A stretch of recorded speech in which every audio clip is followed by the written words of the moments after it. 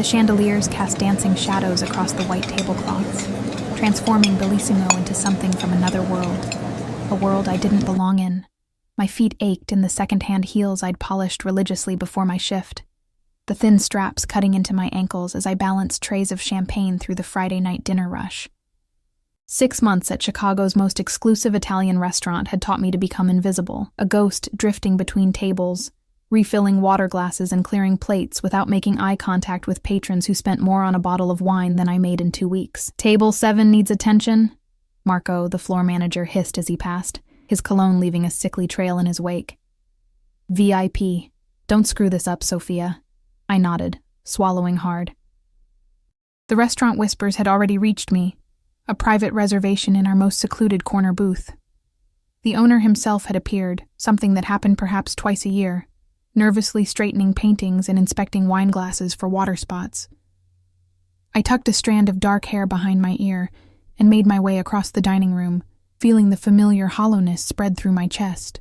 26 years old, with a master's degree in Italian literature gathering dust while I worked double shifts to pay off my mother's medical bills, 6 figures of debt that grew despite every extra hour, every missed meal, every night spent sleeping on my cousin Ellie's couch instead of renting my own place. Table 7 sat partially concealed behind a tasteful arrangement of orchids. 3 men occupied the curved leather booth, but only one drew my eye, the one sitting in the center. Even seated, I could tell he was tall. His dark hair was cut short on the sides but perfectly styled on top, his jawline sharp enough to cut glass. He wore a charcoal suit that moved like liquid mercury when he shifted, the fabric catching the light in a way that screamed bespoke tailoring. No wedding ring, no watch. Unusual for men who dined here, most of whom wore timepieces worth more than cars. The 2 men flanking him were clearly security, thick necks straining against their collar buttons, eyes constantly scanning the room, hands positioned to easily reach inside their jackets. I'd seen their type before, though never quite so obviously armed in a fine dining establishment. I approached with practiced deference, eyes appropriately lowered. "Good evening, gentlemen. Welcome to Bellissimo. May I bring you something to drink while you look at the menu?" The security men didn't acknowledge me, but I felt the center man's attention shift, a tangible weight against my skin. I forced myself to look up, meeting eyes so intensely blue they seemed artificial, like something airbrushed for a magazine cover. I'd expected coldness there, but instead found something worse. Curiosity. "Portaci il vostro miglior Barolo, annata 2010 o più vecchio," he said in perfect Italian, his voice deep and smooth, with a slight accent I couldn't place. "Bring us your best Barolo, vintage 2010 or older." The floor manager hovering nearby looked panicked, ready to rush over and translate. Before he could intervene, I responded automatically in the language I'd grown up speaking with my Sicilian grandmother. "Certamente, signore. Abbiamo un Barolo Riserva 2009 della cantina Conterno, che è eccezionale. Posso consigliare anche il Barolo Monfortino 2006, se preferisce qualcosa di più strutturato." "Certainly, sir. We have a 2009 Barolo Riserva from Conterno Winery that is exceptional. I can also recommend the 2006 Barolo Monfortino if you prefer something more structured." The silence that followed was absolute. The security men tensed, hands shifting subtly toward their concealed weapons. But it was the center man's reaction that sent ice through my veins. He froze completely, his glass blue eyes narrowing as they studied my face with new intensity. For 3 heartbeats, no one moved. Then his mouth curved into something not quite a smile. "Dove hai imparato a parlare così bene l'italiano? Where did you learn to speak Italian so well?" I shifted my weight, suddenly aware of the dangerous ground I was treading. "Mia nonna era siciliana. Ho vissuto con lei fino alla sua morte. 3 anni fa." My grandmother was Sicilian. I lived with her until her death, 3 years ago. He leaned forward slightly, the movement causing his security to mirror him. "Come ti chiami?" "What's your name?" "Sophia," I answered, fighting the urge to step back. Sophia Russo. Something flickered across his face. Recognition. It was gone too quickly to interpret. "The Monfortino," he said, switching to English, his accent now distinctly American with just a hint of something else beneath it. "And bring 3 glasses." He glanced at his security detail. "They won't be drinking, but I want you to join me." The request was so inappropriate, so against every protocol of the restaurant, that I froze. "I'm sorry, sir, but I'm not permitted to. I'm not asking." "First?" His tone hadn't changed, still conversational, almost friendly, but something beneath it made my skin prickle with warning. "What was your name again? Sophia?" Marco materialized at my side, his smile strained to breaking. "Mr. Vitale, it would be our pleasure to serve whatever you request. I'll personally retrieve the Monfortino and have Sophia bring it right out." Vitale.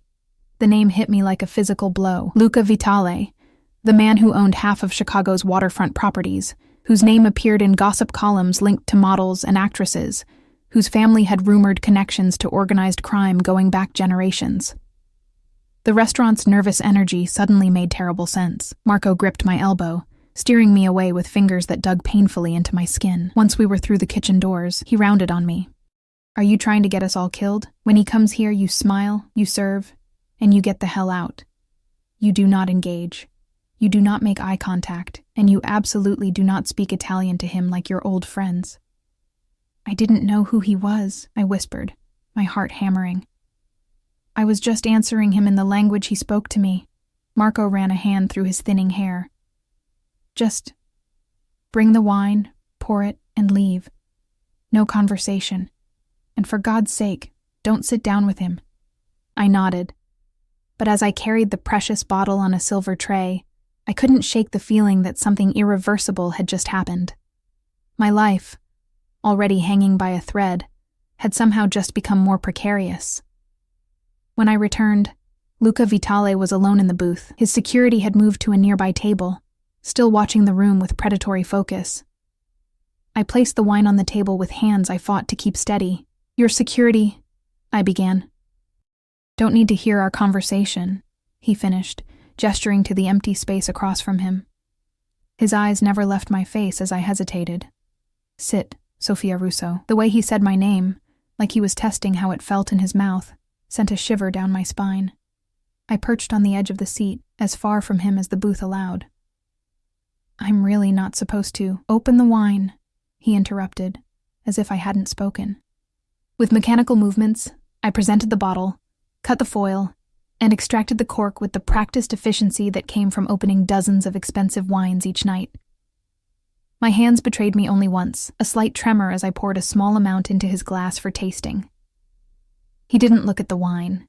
Instead, he watched my face, studying me with an intensity that made my cheeks burn. "Tell me about your grandmother." "My grandmother?" I echoed stupidly. "The Sicilian one." I cleared my throat. "She raised me after my parents died. She was from a small village outside Palermo." "What was her name?" "Maria. Maria Russo." His eyes narrowed slightly. "And before that? Her maiden name?" The question was so specific, so unexpected, that I answered without thinking. "Vizzini. Maria Vizzini." The change that came over his face was subtle. A tightening around the eyes, a slight parting of the lips, but unmistakable. Recognition, followed by something darker. "Do you know what your grandmother's family did in Sicily, Sophia?" His voice had dropped lower, intimate in a way that made my skin prickle. I shook my head. She didn't talk much about the past. Just that there was some kind of family falling out before she came to America. Luca Vitale lifted his glass, finally breaking eye contact to examine the ruby liquid. "A falling out," he repeated softly. "That's one way to describe it." "I should return to my other tables," I said, moving to stand. His hand shot out, wrapping around my wrist with startling speed.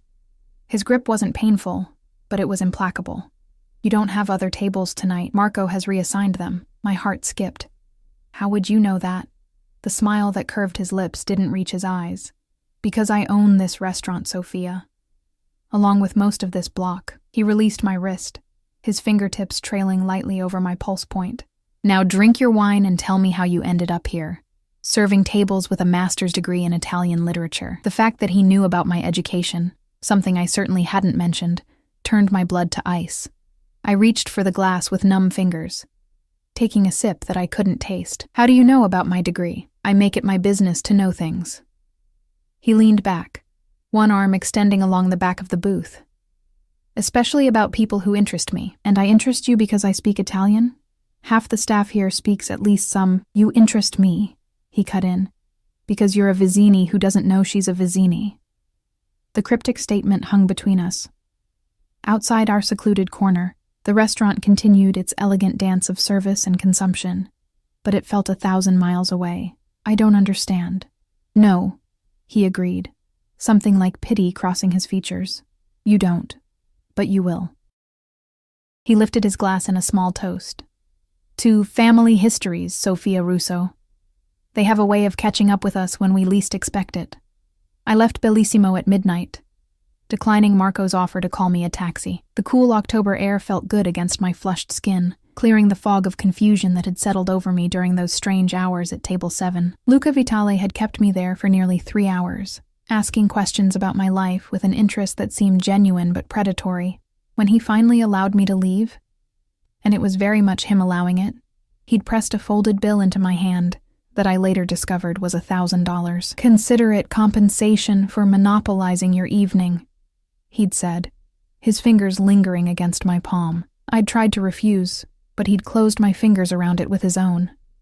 Take it, Sophia. You'll need it. Now, as I walked the 4 blocks to the L station, I couldn't shake the feeling of being watched. Twice I turned to check the sidewalk behind me, seeing nothing but late-night stragglers and a couple arguing outside a bar. Still, the sensation persisted. I was fumbling for my transit card when a black Bentley with tinted windows glided to the curb beside me. My heart lurched as the back window lowered, revealing Luca Vitale's face, shadowed but unmistakable. Get in, Sophia. We need to continue our conversation. I'm going home, I said, backing away. Whatever you want to discuss can wait until... Your apartment on North Richmond Street isn't safe tonight. He stated this like a simple fact. Neither is your cousin Ellie's couch. The mention of my cousin's name, of the place I actually slept, sent a jolt of pure terror through me. I froze, transit card clutched in my trembling hand. How do you... Get in the car, he repeated, his voice gentle but brooking no refusal. Please. It was the please that undid me. So incongruous, so unexpected from this man who seemed accustomed to immediate obedience. Before I could reconsider, I found myself sliding onto cool leather seats, the door closing behind me with the hushed precision of expensive engineering. As the Bentley pulled away from the curb, I realized I'd just made a terrible mistake. A mistake that would change everything.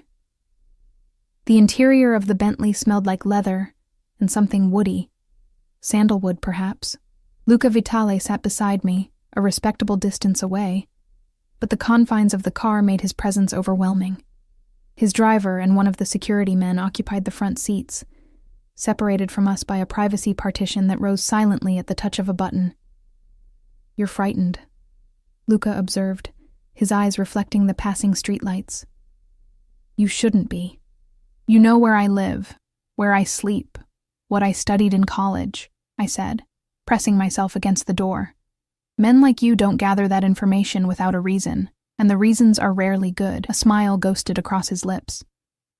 Men like me. Powerful men. Dangerous men.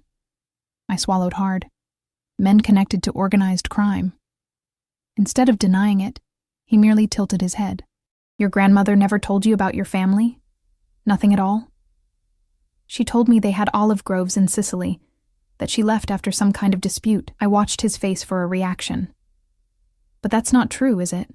The olive groves existed, he conceded.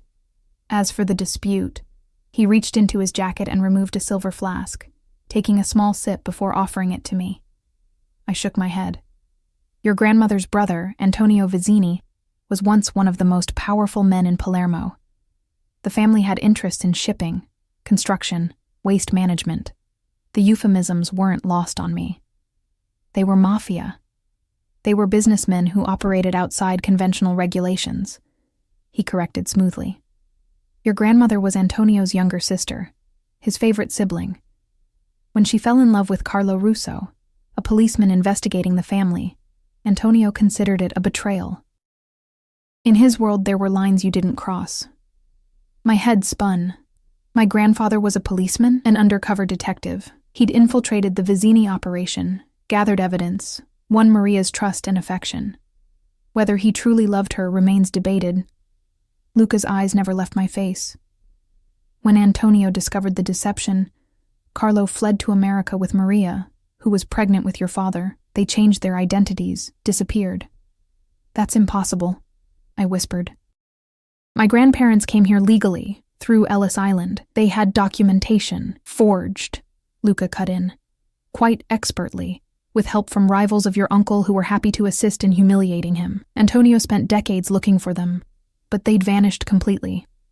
The Bentley turned onto Lakeshore Drive, the dark expanse of Lake Michigan visible through the tinted windows. We were heading north, away from both my apartment and Ellie's place. If what you're saying is true, I said slowly, how do you know all this? And why do you care about a family feud that happened before I was even born? Luca was quiet for a long moment, his profile sharp against the passing lights of the city. The Vizzini and Vitale families have a complicated history. Rivals, sometimes allies, occasionally enemies.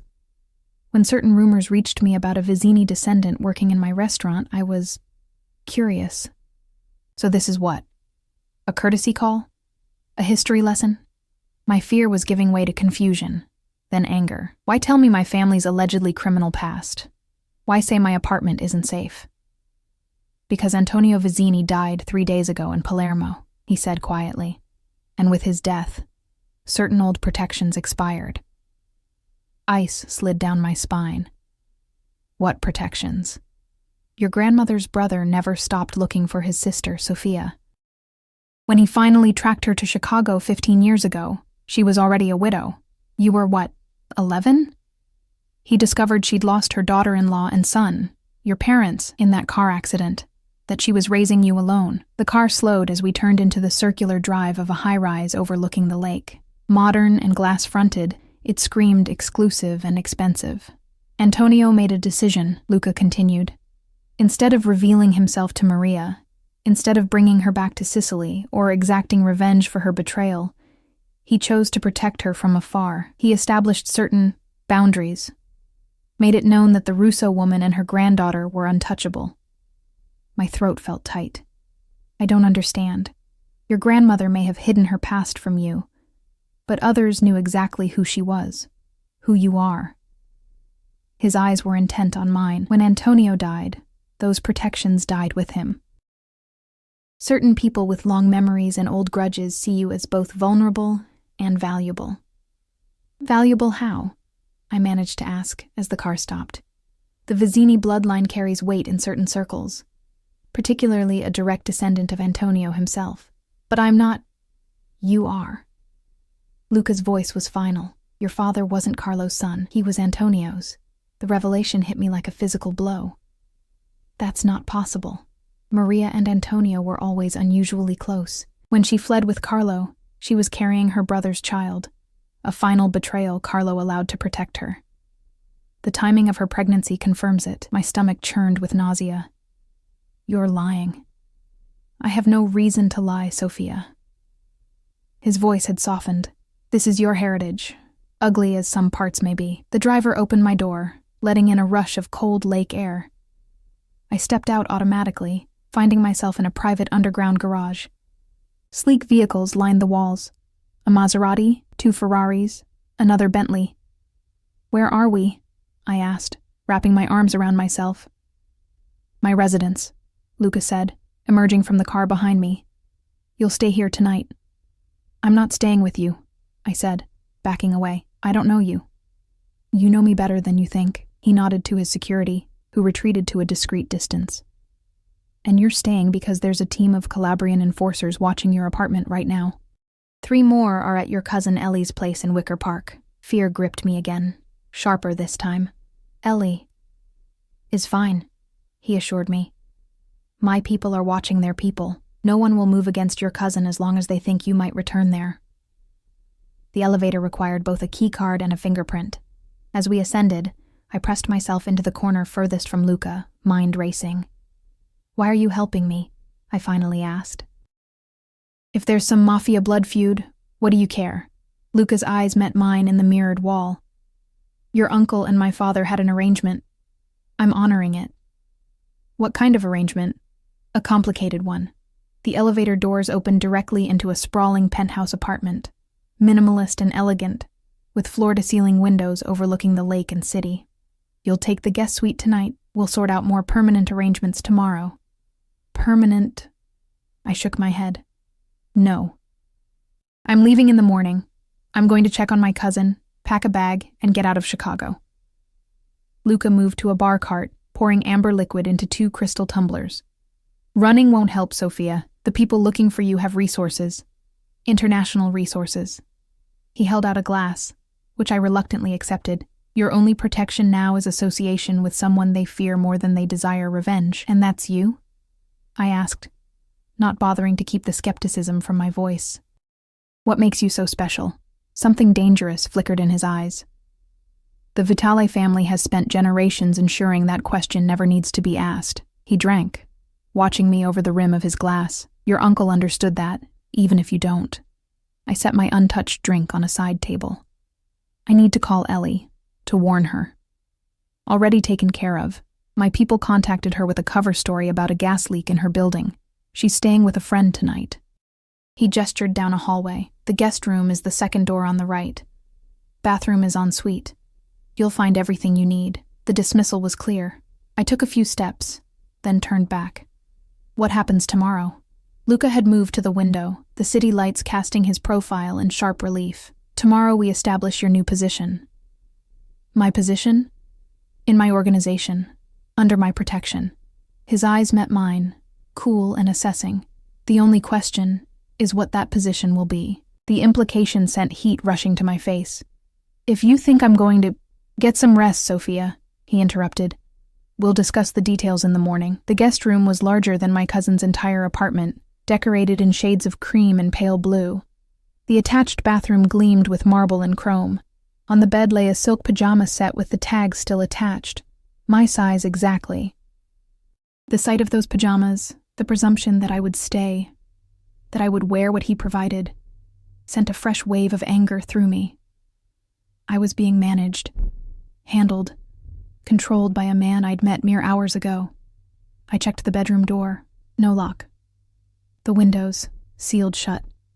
40 floors up, it didn't matter anyway. My phone had died hours ago, and I'd left my charger at Ellie's. I was effectively cut off, trapped in this beautiful cage with a man who dealt in threats and cryptic statements about my apparently incestuous family history.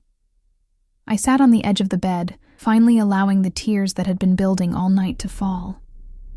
My grandmother, the woman who'd taught me to make cannoli and recite Dante, had been living a lie. My entire identity was built on fabrications. A soft knock at the door made me quickly wipe my eyes. I expected Luca, but instead found a middle-aged woman with a kind face and a tray. Mr. Vitale thought you might be hungry, she said, setting down a plate of pasta and a glass of water. Thank you, I managed. Do you live here? She smiled. I'm Mr. Vitale's housekeeper. I live in the staff quarters downstairs. She glanced behind her, then lowered her voice. He's not as frightening as he seems at first. Not to those under his protection. After she left, I picked at the pasta. A perfect cacio e pepe that would have been delicious if I'd had any appetite. Eventually, exhaustion overcame fear and confusion. I showered in the marble bathroom, reluctantly put on the silk pajamas, and slid between sheets with a thread count higher than my bank balance. Despite everything, sleep came quickly, dragging me under into uneasy dreams, filled with Sicilian shadows and blue eyes that followed me through unfamiliar streets. I woke to sunlight streaming through windows that had been dark when I fell asleep. Someone had opened the automated blinds remotely. Another reminder that nothing here was under my control. A soft knock preceded the same housekeeper, bearing a tray of coffee and pastries. Mr. Vitale asked me to tell you there are clothes in the closet. He'll meet you in the dining room when you're ready. She hesitated. He's been on calls to Sicily since dawn. The closet revealed more evidence of planning. Jeans in my size, sweaters, blouses, even underwear with tags from expensive boutiques. All of it exactly right, a fact that was both impressive and deeply unsettling. I chose the simplest items I could find. Jeans, a cream sweater, flat leather boots. Looking in the mirror, I barely recognized myself. The expensive clothes transformed me from harried waitress to someone who belonged in this penthouse. It was a costume, a disguise that fit too well. I found Luca in a dining room dominated by a table that could seat 20, though only one place was set at the far end from where he sat with a laptop and several phones. He wore a casual charcoal sweater that probably cost more than a month of my rent, making him look younger, less intimidating than the suited figure from last night. The illusion shattered when he looked up, those blue eyes just as intense in daylight. "You slept well?" It wasn't really a question, as well as could be expected after being kidnapped and told my family history is a lie. His mouth quirked. "I didn't kidnap you, Sophia. I offered protection you desperately needed. Protection from threats I only have your word exist." I took the seat farthest from him. "For all I know, you invented this whole story about my grandmother." "Your suspicion is healthy," he said, closing his laptop. "But unnecessary. Everything I've told you can be verified." He pushed a folder across the table. "Starting with this." Inside were photographs, old, yellowed with age. A young woman who was unmistakably my grandmother, standing beside a handsome, serious-faced man in a Sicilian street. More photos of the same man with other people, at what appeared to be business meetings and social gatherings. "Antonio Vizzini," Luca supplied. "Your grandfather, though he was introduced to the world as your great-uncle." I stared at the man's face, searching for resemblances. The shape of the eyes, perhaps, the set of the jaw. These prove nothing. "Keep looking." Beneath the photos lay newspaper clippings in Italian. My translations were rusty, but I caught phrases. Vizzini Organization, Police Investigation, Carlo Russo, Undercover Detective.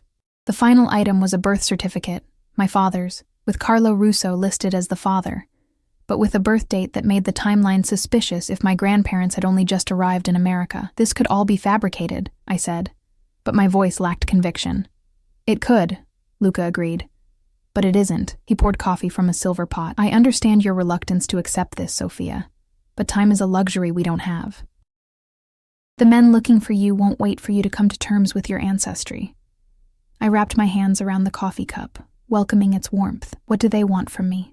"Some want revenge for old betrayals.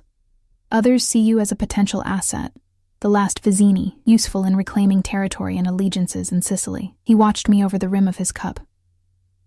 "All of them underestimate what lengths I'll go to in order to keep promises made to your uncle." "What exactly did you promise my uncle?" The word felt foreign on my tongue, connected to a man I'd never known existed until yesterday. Luca set down his cup with deliberate precision. "Antonio saved my father's life during a territorial dispute in the 90s.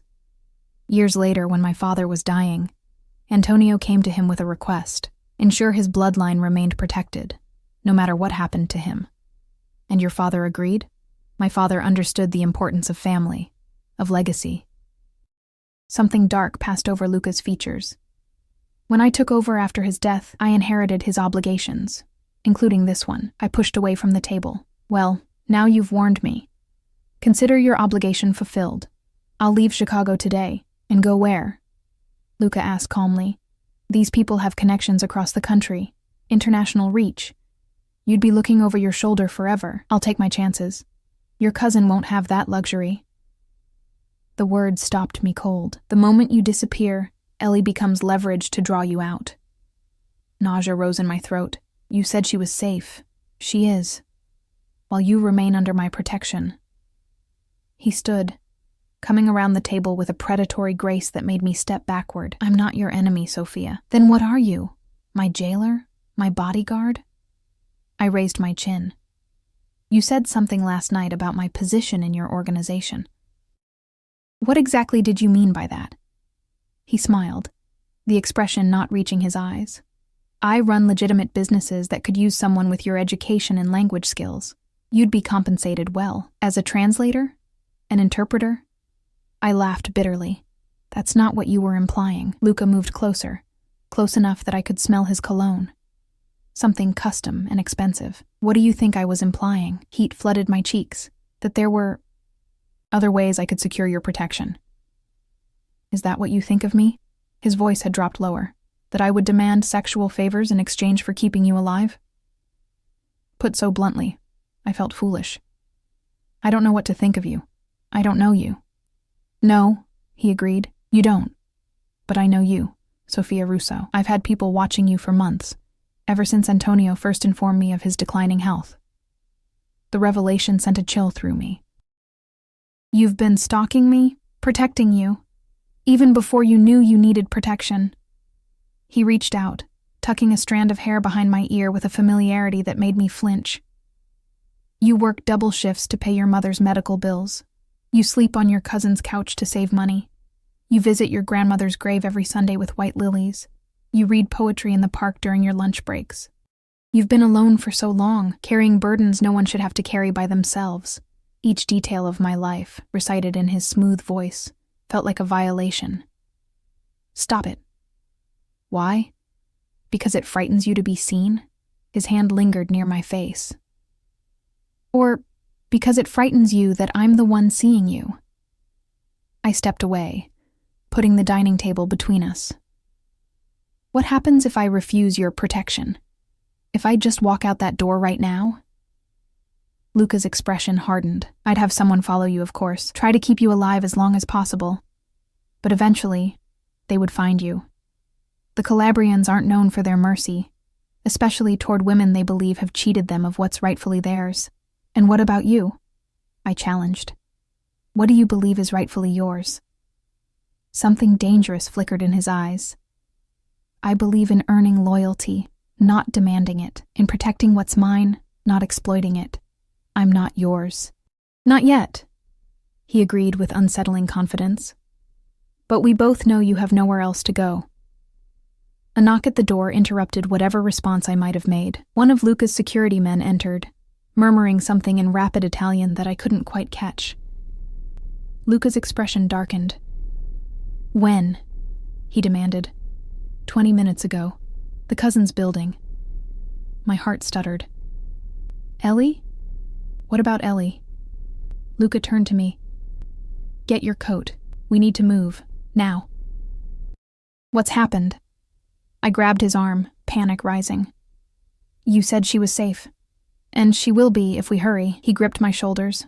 Listen carefully, Sophia. Ellie returned to her apartment to get some clothes. My people spotted Calabrians watching the building. We need to extract her before they make a move.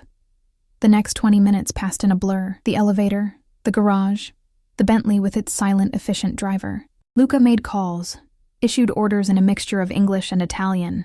His entire demeanor transformed from the almost playful predator of moments before to something cold and lethal.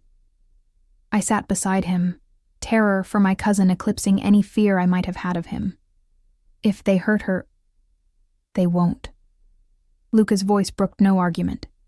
They want you, not her. But they'll use her to get to you if given the opportunity. The Bentley glided through Chicago traffic with unnatural ease, as if other vehicles sensed the danger inside and moved aside. As we approached Ellie's neighborhood, Luca handed me a small object, a sapphire pendant on a delicate chain. Put this on. What? Why? It's a tracker, he said bluntly. If we're separated, I need to be able to find you. The idea of being electronically tagged like an animal made me recoil, but the urgency in his voice convinced me. I fastened the necklace with trembling fingers. There's a microphone embedded as well, he added. If you're in danger, say Azure, and the security team will hear you. We turned onto Ellie's street, a row of renovated brownstones popular with young professionals. Luca pointed to a black SUV parked halfway down the block. Calabrians, he said grimly. They've been more efficient than I anticipated. He touched his earpiece. Status on the girl? Whatever he heard made his jaw tighten. Change of plans. He turned to me. Ellie isn't answering her door or her phone. We need to assume they've already made contact. You said they wouldn't hurt her. And they won't, as long as they believe she's useful in getting to you. He reached inside his jacket, removing a sleek handgun that he checked with practiced efficiency. The sight of the weapon made this nightmare suddenly, terribly real. What are you going to do? Get your cousin. Eliminate any threats. He tucked the gun away. Stay in the car until I return. I'm coming with you, I said, reaching for the door handle. Ellie will be terrified. She knows me. Luca caught my wrist, his grip like iron. If you walk into that building, you're giving them exactly what they want. They'll take you both. Then what do we do? Just sit here while... My question was cut short by the ringing of a phone. Not one of Luca's, but mine, which I'd left dead in my purse the night before. Somehow it was now charged. Luca nodded for me to answer, pressing a button on his watch that I suspected might be recording the call. Hello? My voice sounded thin, frightened. Sophia. Ellie's voice, high with panic. Soph, there are men here. They say they're looking for you. They won't let me leave. Ellie, are you hurt? I gripped the phone tighter. Have they touched you? No, but they... Her voice cut off, replaced by a man's, heavily accented. Ms. Russo, a pleasure to finally speak with you. The voice was cultured, almost pleasant. I believe we have a mutual acquaintance in Luca Vitale. Luca's eyes narrowed at the mention of his name. He held out his hand for the phone, but I shook my head. Who is this?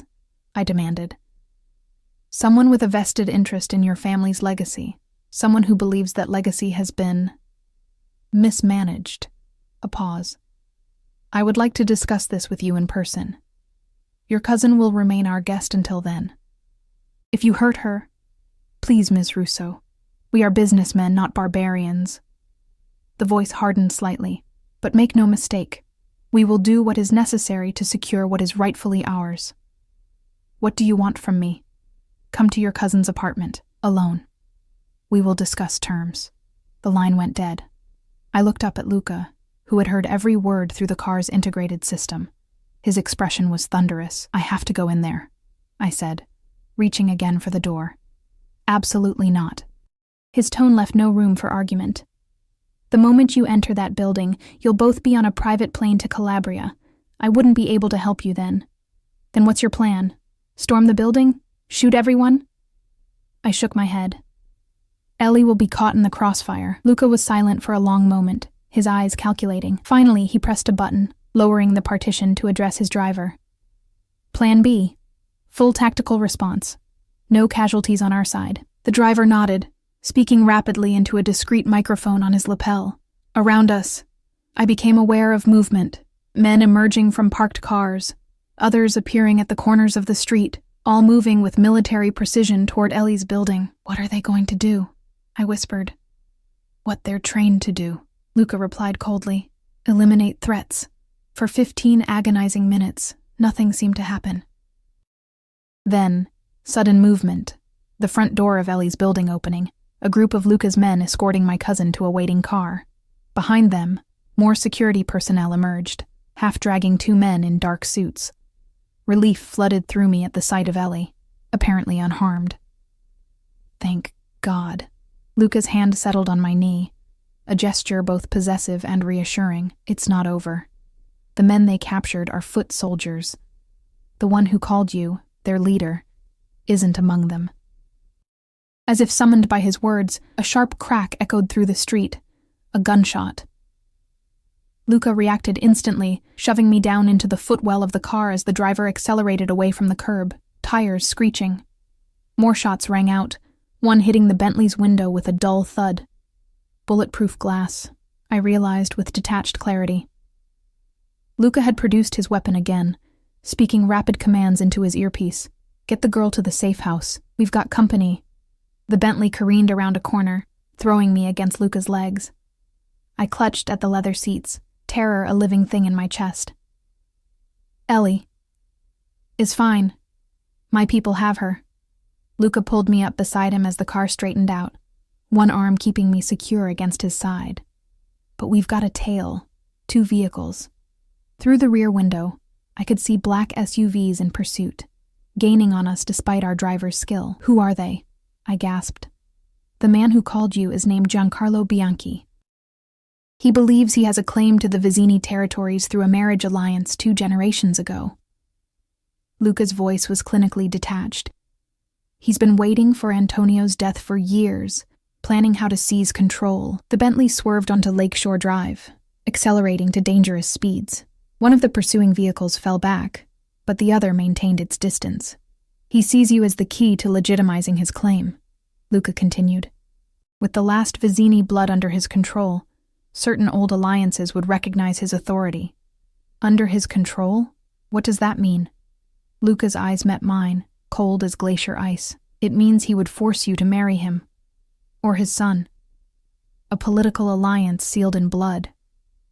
The barbarism of it, the medieval concept of forced marriage as a power play, left me speechless. This couldn't be real. Such things didn't happen in 21st century America. My people need time to secure a perimeter, Luca said grimly. We need to lose our tail. He leaned forward, speaking to the driver in rapid Italian. The man nodded, making a sharp turn off the main road into a tangle of side streets. The SUV followed, closing the distance. If they catch us, I began. They won't. Luca's arm tightened around me, but if something goes wrong, remember what I told you. Say Azure, and my team will find you. Why are you doing this? I whispered. Risking your life, your men, for someone you barely know. For a moment, something almost tender crossed his features. I told you. I made a promise. It's more than that, I insisted. No one does this for a promise alone. The Bentley screeched around another corner, momentarily losing our pursuit. Luca took advantage of the reprieve, turning fully toward me. Your uncle and I met several times in the last years of his life, he said quietly. He spoke often of the granddaughter he never knew, the last of his bloodline. He showed me photographs, surveillance photos, like the ones I later commissioned. He was proud of you, your resilience, your intelligence. The idea that this unknown man, my biological grandfather, had been watching me from afar, taking pride in my accomplishments, sent a strange pang through my chest. During his final visit to Chicago, Luca continued, Antonio asked to drive past your restaurant. He watched you through the window for nearly an hour. It was the closest he ever allowed himself to get to you. Tears pricked at my eyes, unexpected grief for a connection I'd never known existed. Why didn't he tell me? Why keep the truth hidden all these years? Because he believed you deserved the normal life his sister had sacrificed everything to give you. Luca's voice softened, and because he feared that knowing would put you in exactly the danger you're in now. The pursuing SUV reappeared in the side mirror, closer than before. Luca cursed under his breath. They're persistent, he muttered. Then to the driver. Plan C, the warehouse. I clutched the sapphire pendant at my throat. What's Plan C? The smile Luca gave me was grim. We stop running and face them. On our terms, not theirs. The warehouse district loomed ahead, abandoned industrial buildings casting long shadows in the late morning light. The Bentley slowed, turning into what appeared to be a derelict shipping facility. Heavy steel doors rolled open automatically as we approached, closing behind us with an ominous finality. Inside was not the empty space I expected, but a fully operational base, vehicles, equipment, and at least a dozen armed men who snapped to attention as Luca emerged from the car. Status? He demanded of a tall man who approached with military bearing. Perimeter secure. Snipers in position. The cousin is at location 2 with medical personnel standing by. Casualties? One of ours minor. 3 of theirs. Condition unknown. Luca nodded, his hand at the small of my back guiding me toward a glass-walled office in the corner of the warehouse. How many vehicles in pursuit? 2 confirmed. Estimated 8 to 10 hostiles. And Bianchi? Present in the second vehicle according to facial recognition. Something dangerous gleamed in Luca's eyes. Perfect. Inside the office, monitors displayed security feeds from around the building. I watched with growing horror as the 2 black SUVs pulled up outside the warehouse, men with visible weapons emerging. You planned this, I realized. You led them here deliberately. Of course. Luca removed his jacket, revealing a shoulder holster and the gun nestled within it. Better to deal with Bianchi now, on ground I control, than to have him hounding us indefinitely. Deal with him? You mean kill him? The calm way he discussed murder made my blood run cold. Luca's eyes met mine. I mean negotiate from a position of strength. Violence is a last resort, Sophia, not a first impulse. On the monitors, the men outside were positioning themselves around the warehouse doors. Their leader, a distinguished-looking man in his 60s with silver hair and an expensive overcoat, remained by one of the vehicles, speaking into a phone. "That's Bianchi," Luca confirmed, following my gaze. "Old school. Traditional in his methods and expectations. What does he want from me, really?" I asked. "It can't just be about marriage. It's about legitimacy, about bloodlines and the power they carry in our world." Luca's expression darkened. "Your grandfather controlled territories and alliances that have been in limbo since his death. Bianchi believes that with you under his control, he can claim them as his own. But I know nothing about any of this. I can't help him." "Your knowledge is irrelevant. It's your blood that matters to him." Luca checked his weapon with practiced efficiency. "Your presence, your public acknowledgement of his authority would be enough for the old families to accept his claim." A phone on the desk rang. Luca answered, his eyes never leaving the monitors. "Vitale," he said simply, then, "Put him through." He pressed a button, activating the speakerphone. Bianchi's cultured voice filled the room. "Mr. Vitale, this game of chase has been amusing, but I think it's time we discussed matters like gentlemen. You lost the right to call yourself a gentleman when you targeted an innocent woman, Giancarlo." Luca's voice had turned to ice. "Two innocent women. Collateral concerns," Bianchi dismissed. "The cousin was never in danger. As for Ms. Russo, she is hardly innocent. She is Vizzini blood. That comes with certain obligations." "Obligations you have no right to enforce," Luca countered. "Antonio made his wishes clear before his death. His granddaughter remains under my protection." A soft laugh came through the speaker. "Ah, yes. The famous Vitale protection. One wonders what price the young lady pays for such security." My cheeks burned at the insinuation. Luca's expression didn't change, but I saw his knuckles whiten as he gripped the edge of the desk. "Your concerns about Ms. Russo's arrangements are noted and irrelevant," he said coldly. "Now state your terms for leaving Chicago without further bloodshed." "My terms are simple. The girl comes with me to Sicily. She publicly acknowledges her heritage and my right to administer the Vizzini holdings. In exchange, her cousin remains unharmed, and you, my dear boy, get to avoid a war your father was wise enough to prevent." Luca's laugh was sharp as broken glass.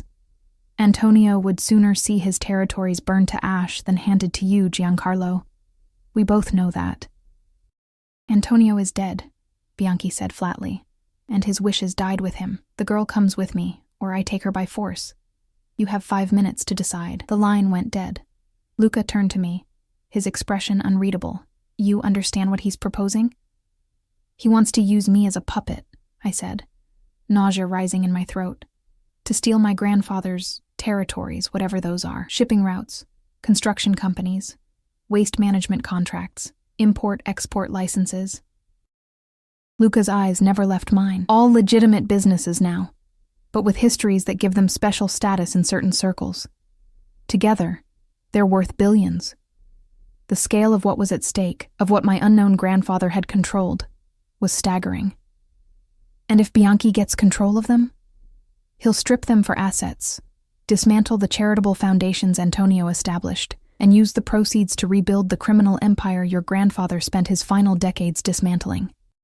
Luca's voice hardened. Hundreds would lose their jobs. Communities that have come to rely on Vizzini support would suffer. My head spun with implications I couldn't fully grasp. What happens if I just walk away? Disappear somewhere he can't find me? You'd be looking over your shoulder forever. And the people who depended on Antonio's protection would be left vulnerable to whatever Bianchi decides to do with them. The unfairness of it all hit me like a physical blow. This isn't my world. I didn't ask for any of this. Few of us ask for the legacies we inherit, Sophia. Something like compassion crossed Luca's features. But we all must decide what to do with them. On the monitors, Bianchi's men had taken up offensive positions. One was setting what appeared to be explosive charges on the main doors. "We're out of time," Luca said grimly. "There's a secure room behind this office. I need you to—" "No." The word surprised us both. "I won't hide while people die because of me. This isn't a game, Sophia. These men will kill to control me. I finished. So let me talk to Bianchi directly, face to face. Luca stared at me as if I'd lost my mind. Absolutely not. You said violence is a last resort, I challenged. Let me try to resolve this another way. There is no other way with men like Bianchi. There has to be. I grabbed his arm. Please, Luca. I can't have more blood on my hands. Something shifted in his expression. Respect, perhaps. Or recognition. What exactly are you proposing? A meeting. Here, where your men can protect me. Let me speak to him. Make him understand that I won't be used as his puppet no matter what he does. He won't listen, Luca warned. Men like Bianchi don't accept rejection. Then at least I'll have tried, I insisted. Before people start dying in my name. Luca studied me for a long moment, those blue eyes searching mine for something I couldn't name. Finally, he nodded once. On my terms, he said. You don't leave my side. You wear a vest, and at the first sign of danger, we end the meeting. Relief washed through me. Thank you. His hand caught mine, gripped tight enough to ensure I understood his seriousness. If this goes wrong, it won't, I said with more confidence than I felt. If it goes wrong, he continued, say Azure and run. My men will cover you. 20 minutes later, I stood beside Luca in the center of the warehouse, surrounded by his security team in a protective formation. I wore a lightweight bulletproof vest beneath a loose sweater, cold comfort against the heavily armed men now entering through the main doors. Bianchi came in last, flanked by 2 bodyguards who never strayed from his side. In person, he looked older than on the monitors, his face lined with a lifetime of calculation and cunning. His eyes, sharp and dark, fixed on me immediately. Ms. Russo, he said, his accent more pronounced in person. A pleasure to finally meet Antonio's granddaughter. The resemblance is notable. I said nothing, feeling Luca's steady presence beside me like an anchor in rough seas. Bianchi smiled thinly. You have your grandfather's silence in the face of adversaries. Admirable, if ultimately futile. He glanced at Luca. I am surprised you agreed to this meeting, Vitale. It seems unlike you to take unnecessary risks. Ms. Russo requested the opportunity to address you directly, Luca replied coolly. I respect her enough to grant that request. How gallant. Bianchi's gaze returned to me, assessing.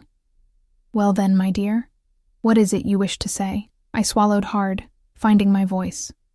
I want you to understand that I will never help you claim my grandfather's legacy. Not voluntarily, and not by force. A bold statement from someone with so little understanding of the situation. Bianchi stepped closer, though still maintaining a careful distance from Luca's men. Do you imagine this is about choice? About what you want? I know it's about power, I countered. About using me to get what you couldn't take from my grandfather while he was alive. Something dangerous flashed in the older man's eyes. Careful, girl. You speak of matters you don't comprehend. I understand enough, I said, drawing strength from Luca's silent support. I understand that my grandfather chose Luca to protect me and his interests. That choice wasn't random or arbitrary. He must have had reasons to trust the Vitale family over others. Bianchi's laugh was sharp. Antonio was a sentimental old fool in his final years. He made decisions based on outdated notions of honor and obligation. Perhaps, I acknowledged, but they were his decisions to make. His legacy to direct. I straightened my spine, channeling a confidence I didn't entirely feel. And I intend to honor them. Honor? Bianchi sneered. What do you know of honor, girl? You've spent your life ignorant of your true heritage, serving drinks to strangers instead of claiming your birthright. My birthright, I repeated slowly. You mean the empire built by a man I never knew? The power you think I can hand to you with a signature and a public statement? I shook my head. It doesn't work that way, Mr. Bianchi. Not anymore. It works exactly as I say it works, Bianchi snapped, his cultured veneer cracking. The old families will recognize my claim with your support. Without it, they remain loyal to Vitale only because of a dying man's wish. Then perhaps you should consider why my grandfather trusted Luca with that wish, I suggested. Why he believed the Vitale family would protect his interests better than you could. Bianchi's face darkened with fury. Antonio Vizzini was a traitor to our traditions. He spent his final decades dismantling what generations had built, converting our operations into legitimate businesses, donating profits to charities instead of strengthening our position. He evolved, Luca spoke up, his voice deadly calm. He understood that our world was changing, that survival meant adaptation. You never learned that lesson, Giancarlo. Adaptation? You call it adaptation to abandon our ways? To kowtow to authorities and pretend we're ordinary businessmen? Bianchi's disgust was palpable. Your father would be ashamed of what you've become, Vitale. Something dangerous flickered in Luca's eyes, but his voice remained controlled. My father understood what Antonio understood, that our future depends on building something that can last in the light, not clinging to shadows that grow thinner every year. I glanced between them, suddenly understanding that this confrontation was about far more than me. It was about two visions for a world I'd never known existed, one holding to traditions of power and violence, the other seeking some form of legitimacy without abandoning its roots entirely. It doesn't matter, Bianchi said finally, his composure returning. The girl comes with me. The old families will support whichever of us controls Antonio's blood heir. And if I refuse? I asked. Bianchi smiled coldly. Then Mr. Vitale's considerable security forces will be tested against mine.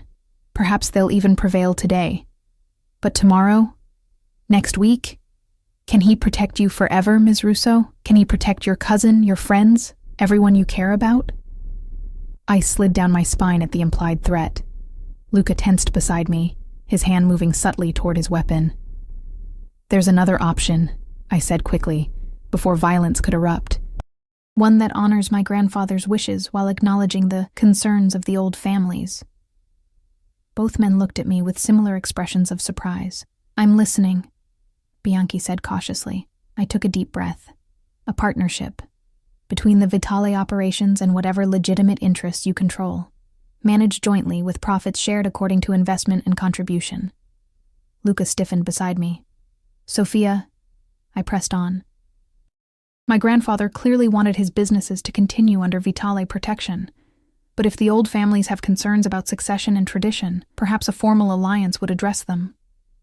A partnership, Bianchi repeated, his expression calculating. With you as a signatory, acknowledging both our interests. With me acknowledging that change doesn't have to mean abandoning everything that came before, I clarified. A bridge between the old ways and the new. For a long moment, no one spoke. The tension in the warehouse was thick enough to cut with a knife. Finally, Bianchi laughed, a genuine sound of surprise and reluctant admiration.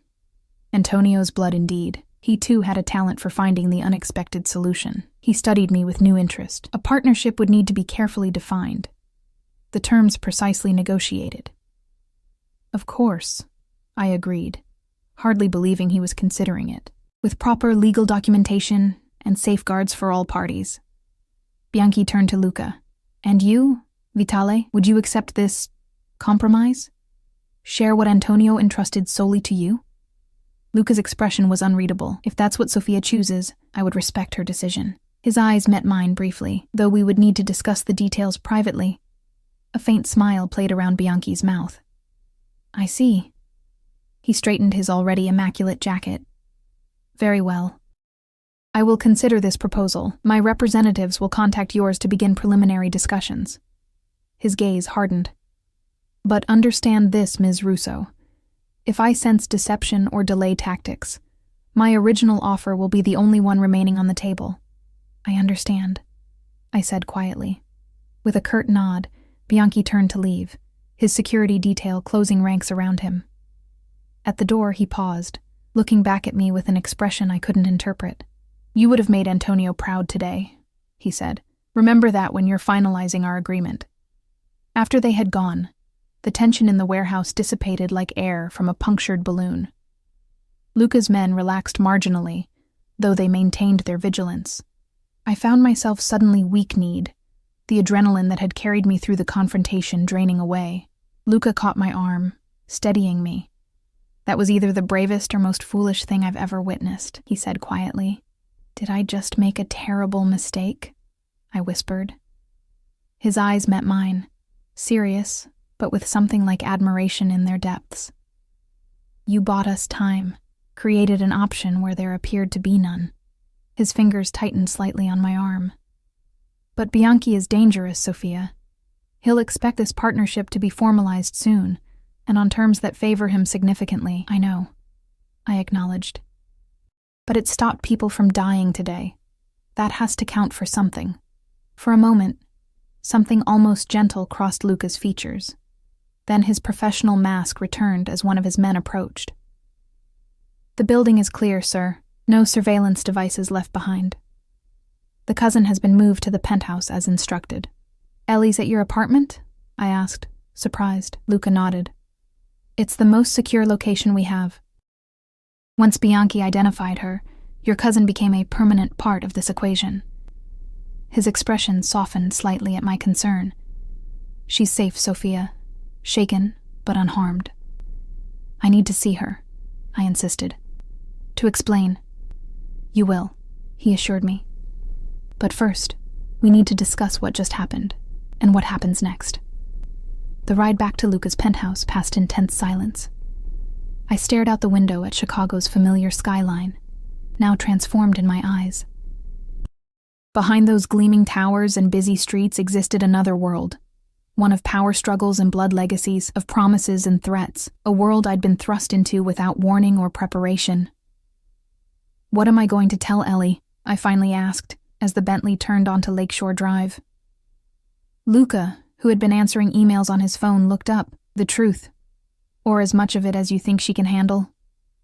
The truth, I repeated with a hollow laugh.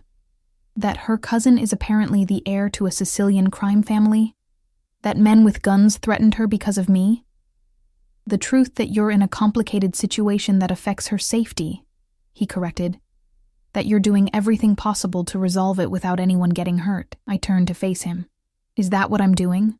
Or am I making everything worse? Something almost gentle crossed his features. You're adapting to circumstances that would break most people, Sophia.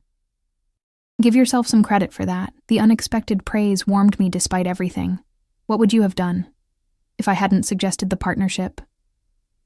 Eliminated the threat, he said simply. Permanently. The matter-of-fact way he discussed what amounted to murder should have horrified me. Instead, I found myself oddly grateful for his honesty. And now? Now we prepare to negotiate with Bianchi while strengthening our position. His eyes met mine, which means formally establishing your place within the Vizzini Vitale organization. My place, I echoed. As what, exactly? The Bentley slowed as it approached Luca's building. That depends on what you want, Sophia. You've bought us time, but decisions still need to be made. In the underground garage, 2 security men met the car, escorting us to the private elevator. Luca's hand rested at the small of my back, a gesture that had become strangely familiar in the space of a day. What would Antonio have wanted for me? I asked as the elevator ascended. Luca considered this. He wanted you protected, first and foremost. Beyond that, he hesitated. I believe he hoped you might eventually take an interest in what he built. Not the original operations, but what they became. The legitimate businesses, the foundations, the charitable trusts. He was proud of the transformation. The elevator opened directly into the penthouse. Before I could respond, a blur of motion crashed into me. Ellie, her face tear-streaked but unharmed, wrapping me in a desperate hug. Sophia, oh my God, what is happening? These men came to my apartment asking for you, and then other men with guns showed up, and now I'm in this crazy penthouse with people who won't tell me anything except that you're coming, and... Breathe, Ellie. I soothed, holding her tight. I'm here now. You're safe. She pulled back, her eyes wild. Safe? Soph, men with guns took me from my apartment. They said it was for protection, but what the hell is going on? Who is this guy? She gestured at Luca, who had stepped back to give us space. Why does everyone keep talking about your family in Sicily? I looked over her shoulder at Luca, who gave me a slight nod before disappearing down the hallway, leaving us to talk privately. Leading Ellie to the couch, I took a deep breath. It's complicated, And honestly, I only learned about most of it yesterday.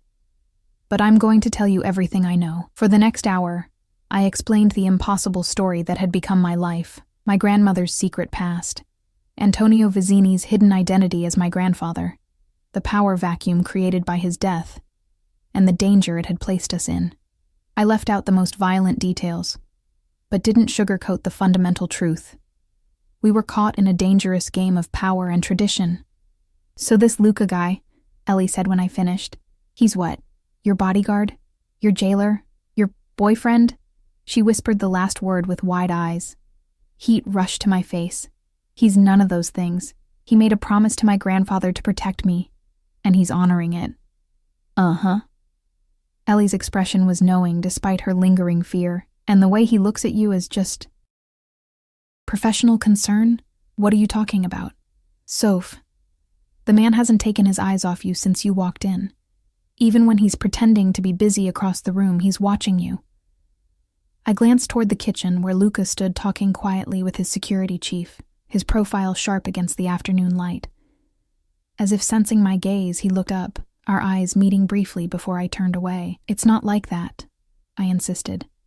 He's responsible for me, that's all. Ellie raised an eyebrow. If you say so.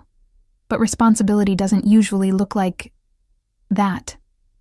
Before I could respond, Luca approached, his expression serious. Sophia, we need to discuss next steps. Bianchi's representatives have already made contact. That was fast, I said, surprised. He's eager to formalize the arrangement before I can change your mind. Luca glanced at Ellie. Perhaps your cousin would like to rest? The guest room is prepared. Ellie stood, her earlier fear giving way to protective indignation.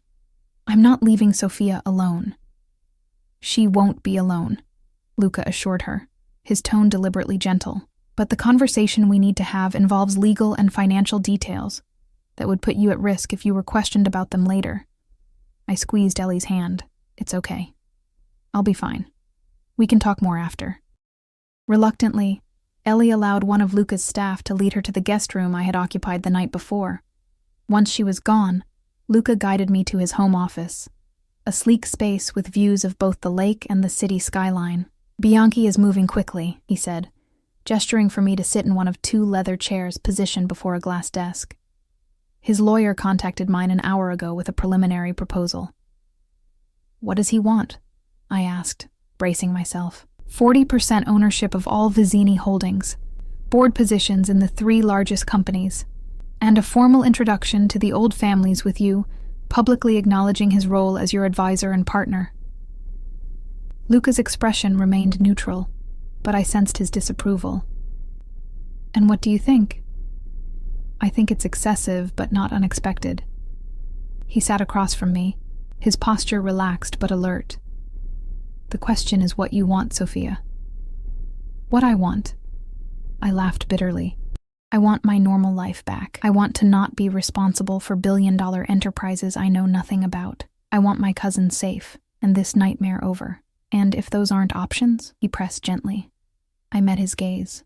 Then I want to honor my grandfather's wishes, to protect what he built, what he transformed his empire into. I hesitated, and I don't want anyone else hurt because of me. Something like approval flickered in Luca's eyes. Then we counter-offer. 20% ownership for Bianchi, advisory board positions only, and a formal introduction that acknowledges his historical connection to the Vizzini family without granting him any authority over you. Will he accept that?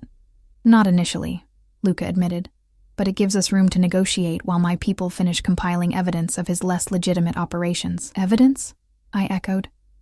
A cold smile touched Luca's lips. Insurance.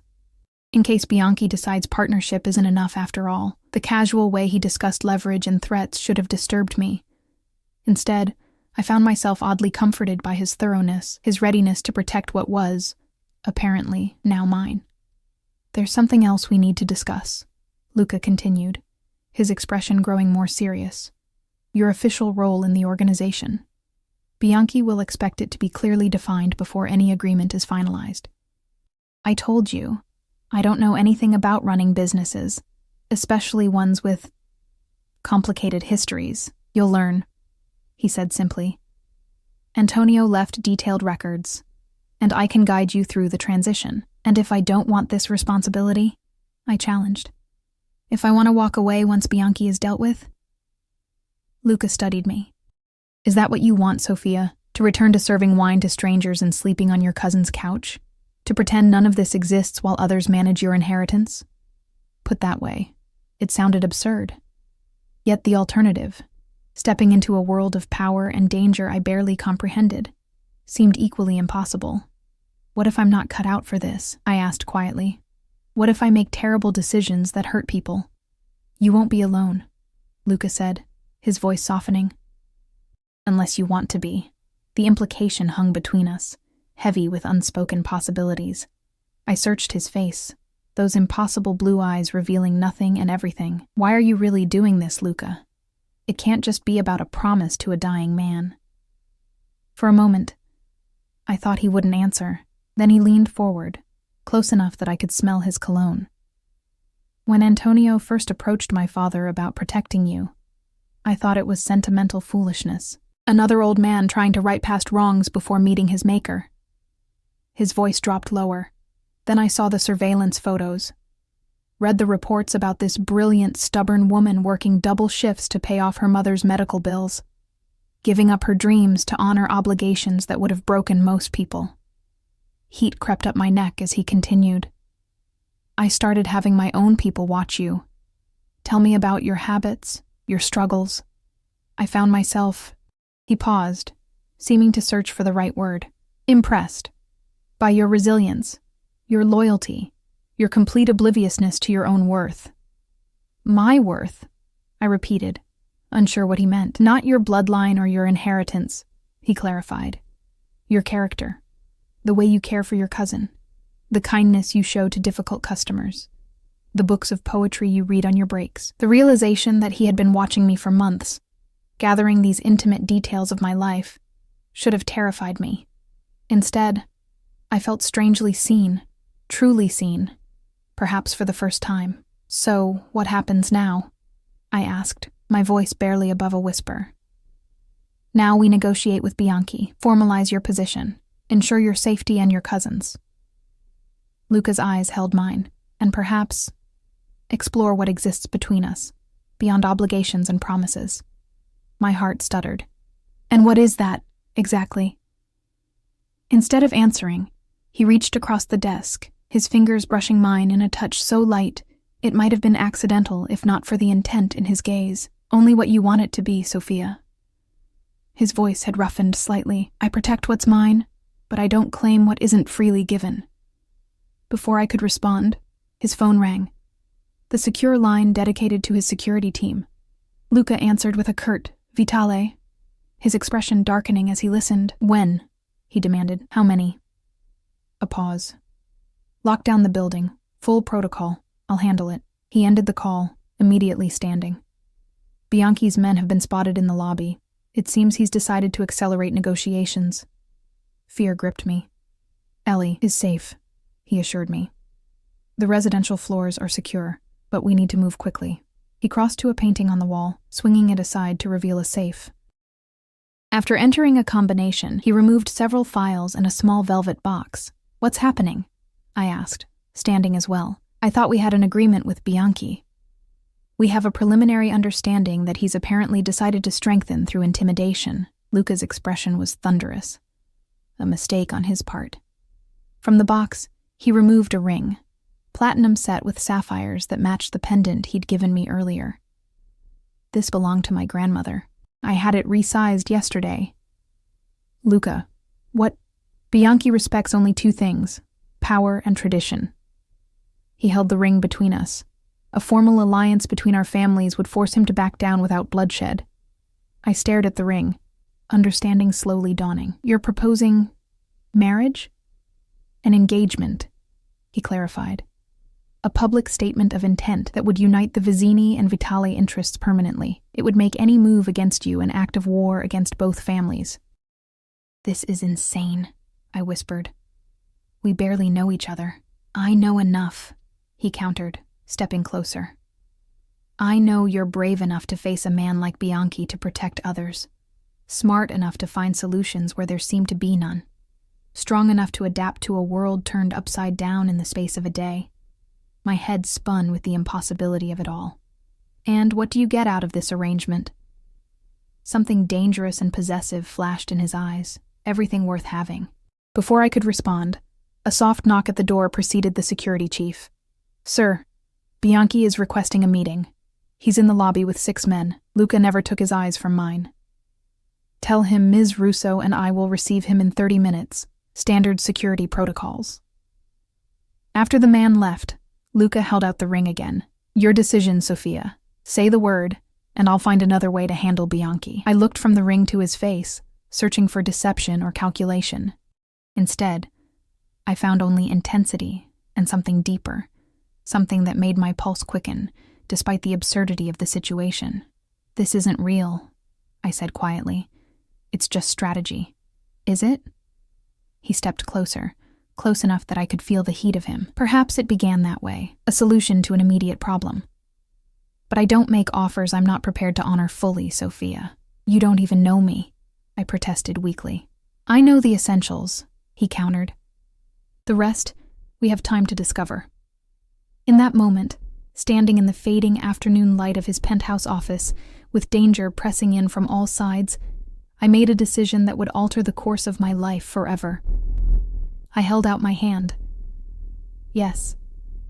The ring slid onto my finger with perfect precision, cool metal warming quickly against my skin. Luca's fingers lingered, tracing the pulse point at my wrist in a gesture both possessive and reverent.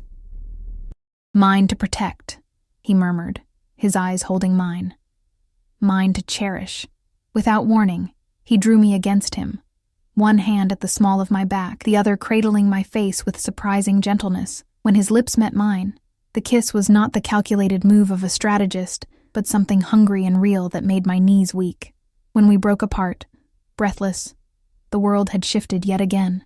Whatever game we had been playing, whatever negotiation of power and protection, had transformed into something far more dangerous, far more real.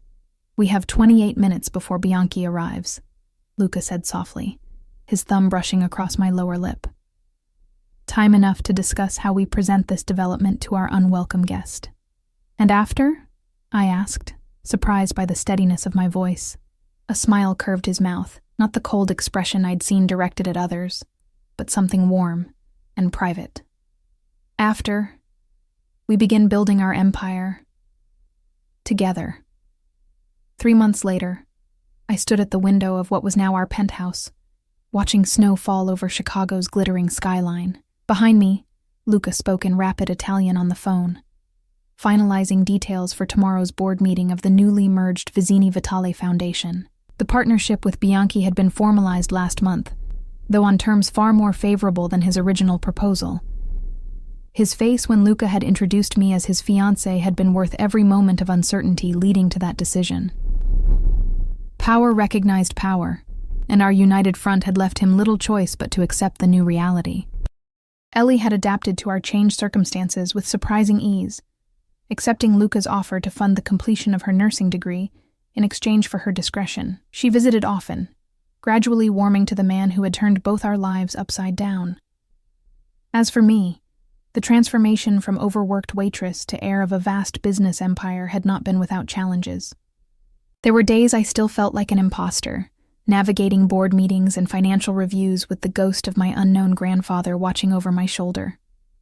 But Luca was true to his word, guiding me through the transition with patience I hadn't expected from such a powerful man.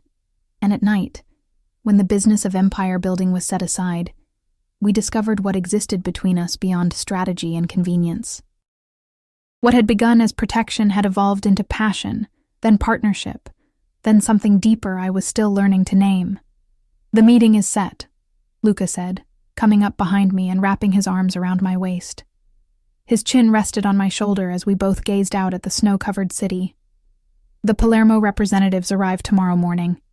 I leaned back against his chest, feeling the solid strength of him.